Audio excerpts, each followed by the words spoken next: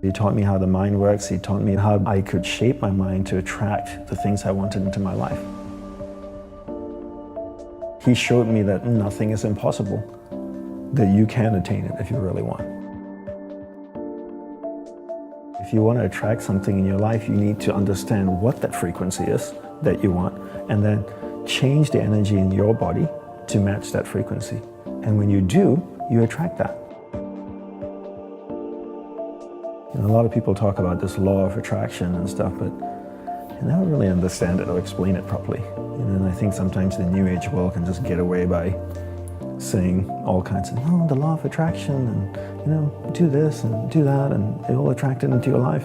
But there's no practical steps or actually understanding the science of how these things work.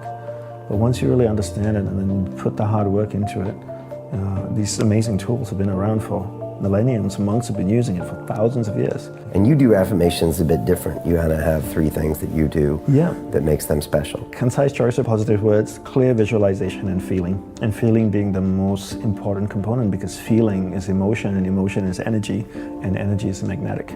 Tesla had the saying, if you want to find the secrets of the universe, think in terms of energy, frequency, and vibration. Everything is made up of energy, and that energy is vibrating at a certain frequency.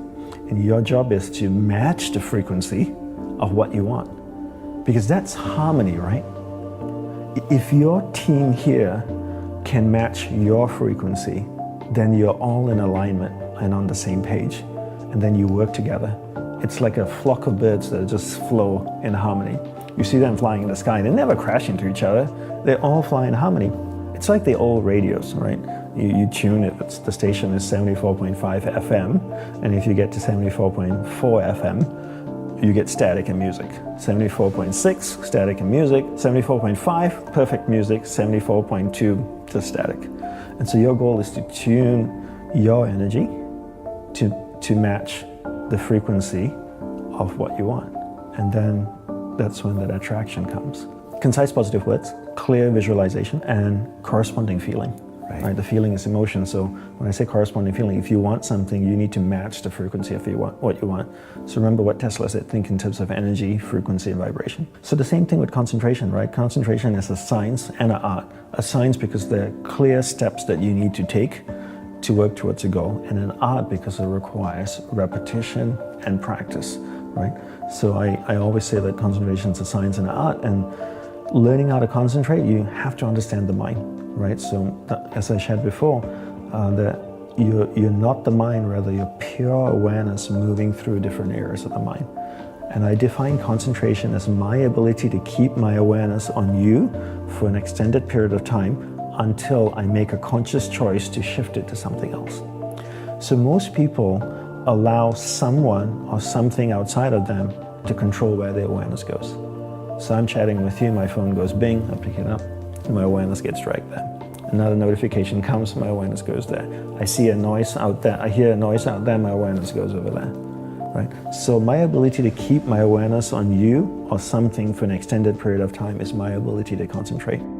Your whole day needs to be filled with rituals, and you need to look at your life the same way an Olympian might look at his or her life, where the whole day is filled with rituals. And in the monastery, we meditated as a group for 1 hour a day. That's all we meditated. People always think that monks meditate all day and they're slowly sweeping the sidewalks. But we don't. Meditate 1 hour a day. What are we doing the rest of the day? Gurudeva taught us to practice concentration.